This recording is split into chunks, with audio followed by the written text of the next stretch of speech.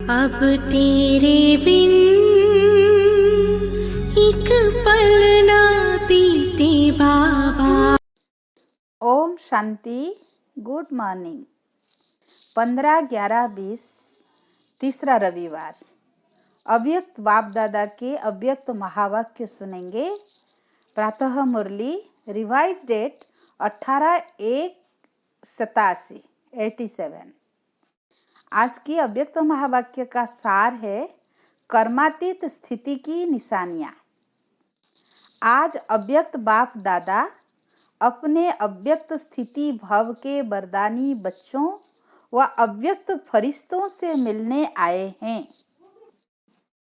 यह अव्यक्त मिलन इस सारे कल्प में अब एक ही बार संगम पर होता है।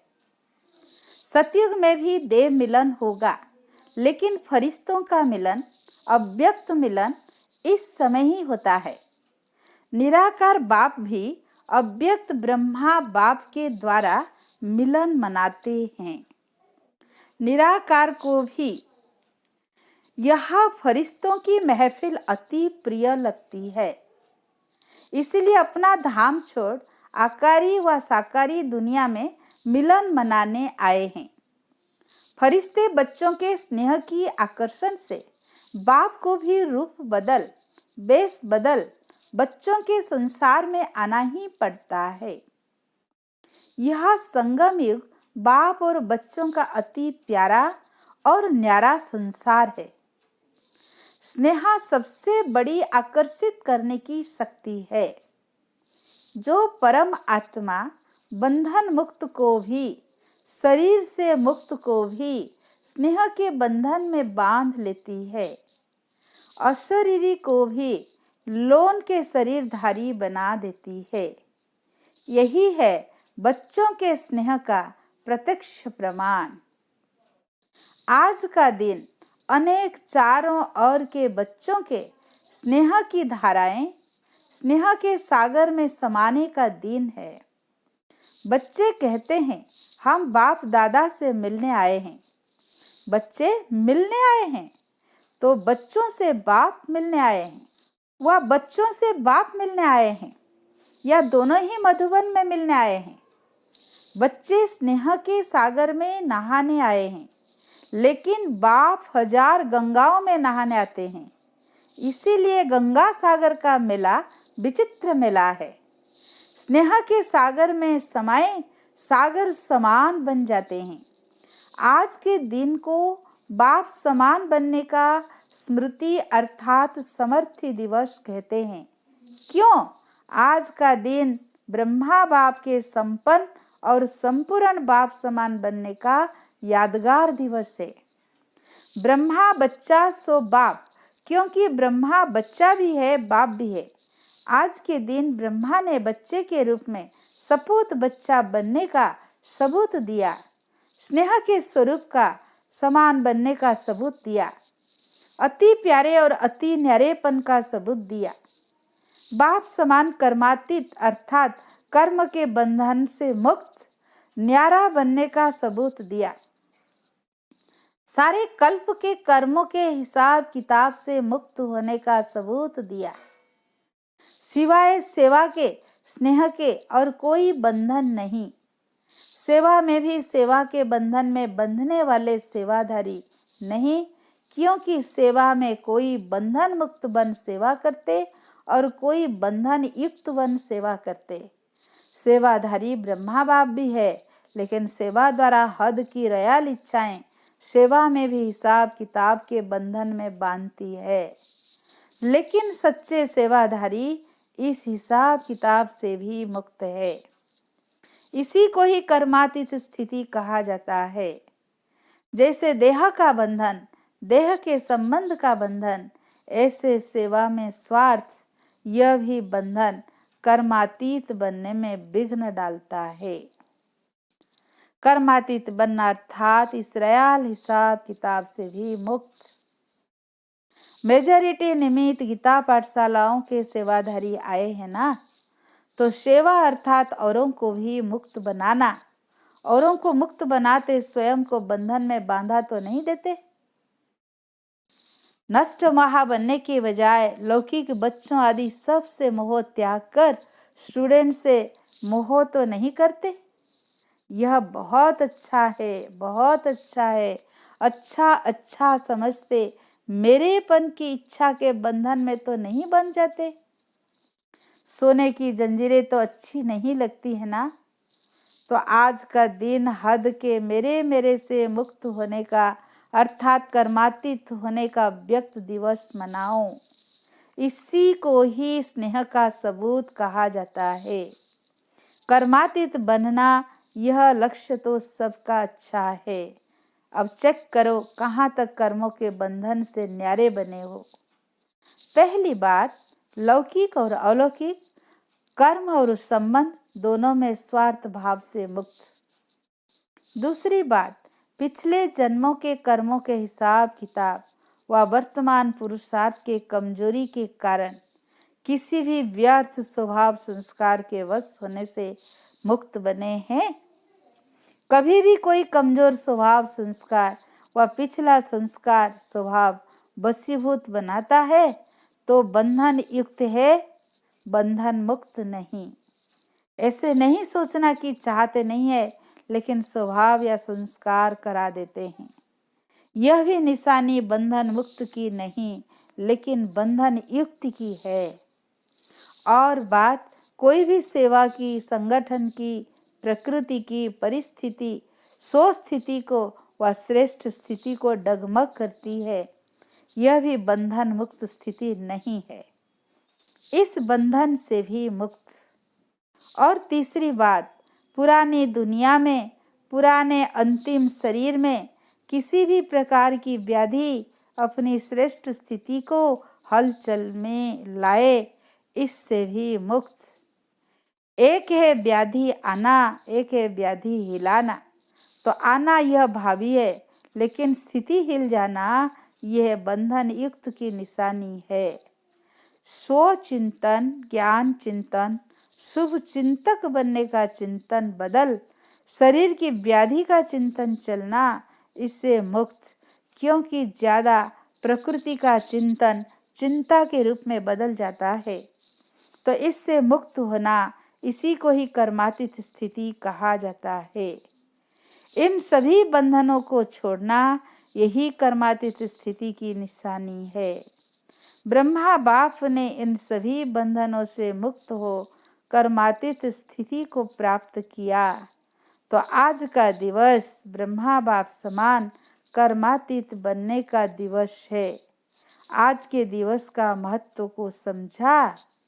अच्छा, आज की सभा विशेष सेवाधारी अर्थात पुण्यात्मा बनने वालों की सभा है। गीता पाठशाला खोलना अर्थात पुण्यात्मा बनना। सबसे बड़े से बड़ा पुण्य हर आत्मा को सदा के लिए अर्थात अनेक जन्मों के लिए पापों से मुक्त करना, यही पुण्य है। नाम बहुत अच्छा है, गीता पाठशाला। तो गीता पाठशाला वाले अर्थात सदा स्वयं गीता का पाठ पढ़ने वाले और पढ़ाने वाले। गीता ज्ञान का पहला पाठ अशरीरी आत्मा बनो और अंतिम पाठ नष्टो महास्मृति स्वरूप बनो। तो पहला पाठ है विद्धि और अंतिम पाठ है विद्धि से सिद्धि।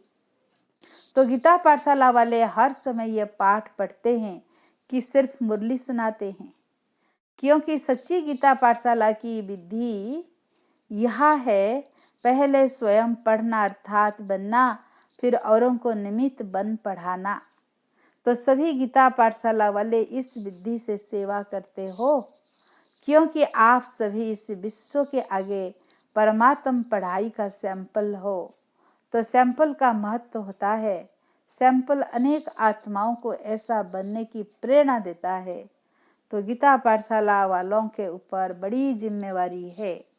अगर जरा भी सैंपल बनने में कमी दिखाई तो अनेक आत्माओं को भाग्य बनाने के बजाय भाग्य बनाने से वंचित करने के निमित्त भी बन जाएंगे, क्योंकि देखने वाले, सुनने वाले साकार रूप में आप निमित्त आत्माओं को देखते हैं। बाप तो गुप्त है ना, इसलिए ऐसा श्रेष्ठ कर्म करके दिखाओ जो आपके श्रेष्ठ कर्मों को देख अनेक आत्माएं श्रेष्ठ कर्म करके अपने भाग्य की रेखा श्रेष्ठ बना सके। तो एक तो अपने को सदा सैंपल समझना और दूसरा सदा अपना सिंबल याद रखना। गीता पाठशाला वालों का सिंबल कौन सा है जानते हो? कमल पुष्प। बाप दादा ने सुनाया है कि कमल बनो और अमल करो। कमल बनने का साधन ही है अमल करना। अगर अमल नहीं करते तो कमल नहीं बन सकते। इसलिए सैंपल है और कमल पुष्प का सिंबल सदा बुद्धि में रखो। सेवा कितनी भी वृद्धि को प्राप्त हो, लेकिन सेवा करते न्यारे और प्यारे बनना। सिर्फ प्यारे नहीं बनना, न्यारे बन प्यारे बनना। क्योंकि सेवा से प्यार अच्छी बात है, लेकिन प्यार लगाव के रूप में बदल नहीं जाए, इसको कहते हैं न्यारे बन प्यारा बनना।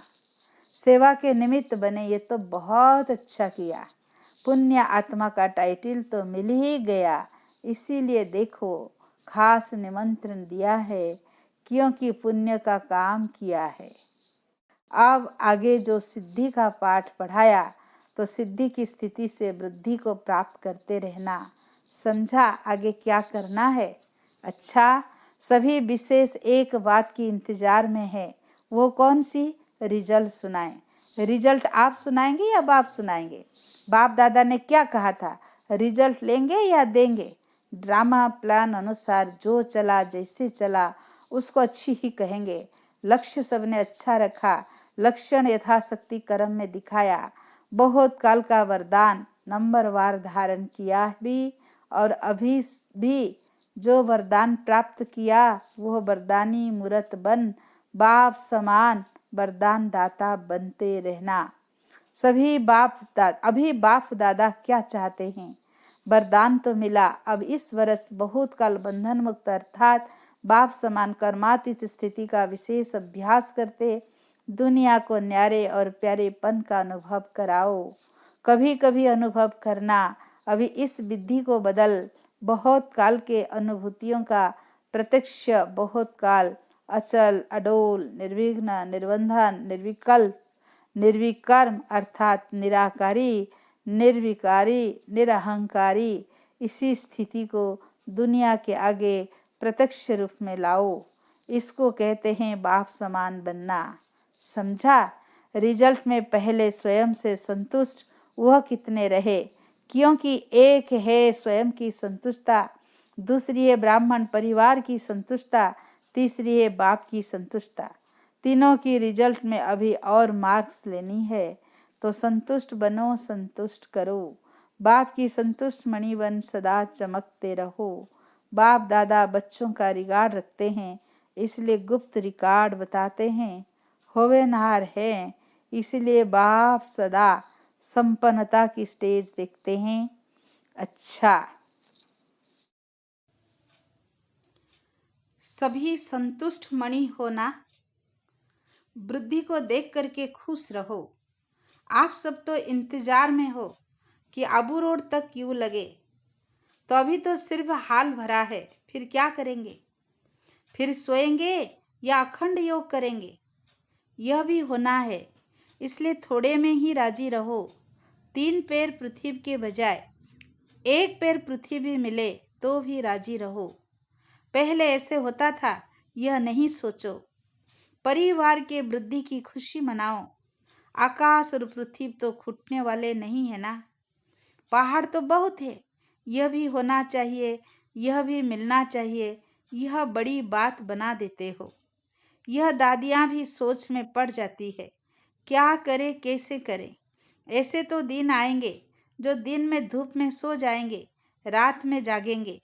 वो लोग आग जलाकर आसपास बैठ जाते हैं गरम हो करके। आप योग के अग्नि जला करके बैठ जाएंगे। पसंद है ना? या खटिया चाहिए? बैठने के लिए कुर्सी चाहिए? यह पहाड़ की पीठ कुर्सी बना देना। जब तक साधन है तो सुख लो, नहीं है तो पहाड़ी को कुर्सी बनाना।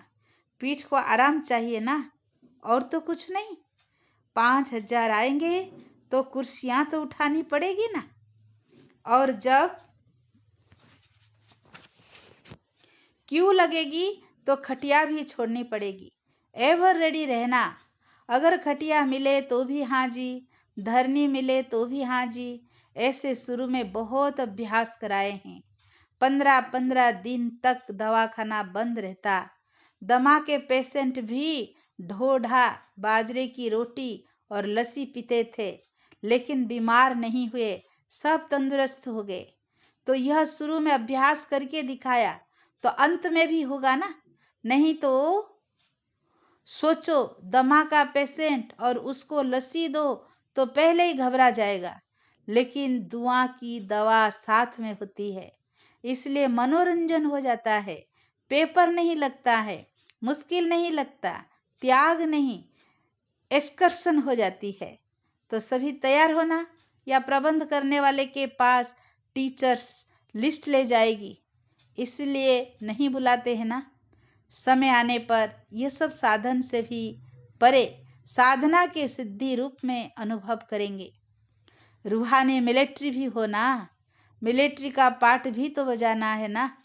अभी तो स्नेही परिवार है, घर है, यह भी अनुभव कर रहे हो, लेकिन समय पर रूहानी मिलिट्री बन जो समय आया उसको उसी स्नेह से पार करना, यह भी मिलिट्री की विशेषता है। अच्छा, गुजरात को यह विशेष वरदान है जो एवर रेडी रहते हैं, बहाना नहीं देते हैं। क्या करें, कैसे आएं, रिजर्वेशन नहीं मिलती, पहुंच जाते हैं। नज़दीक का फायदा है। गुजरात को आज्ञाकारी बनने का विशेष आशीर्वाद है, क्योंकि सेवा में भी हाँ जी करते हैं ना। मेहनत की सेवा सदा गुजरात को देते हैं ना। रोटी की सेवा कौन करता है? स्थान देने की, भाग दौड़ करने की सेवा गुजरात करता है। बाप दादा सब देखता है, ऐसे नहीं बाप दादा को पता नहीं पड़ता। मेहनत करने वालों को विशेष महबूब की मोहब्बत प्राप्त होती है। नज़दीक का भाग्य है और भाग्य को आगे बढ़ाने का तरीका अच्छा रखते हैं। भाग्य को बढ़ाना सबको नहीं आता है। कोई को भाग्य प्राप्त होता है लेकिन उतने तक ही रहता है, बढ़ाना नहीं आता।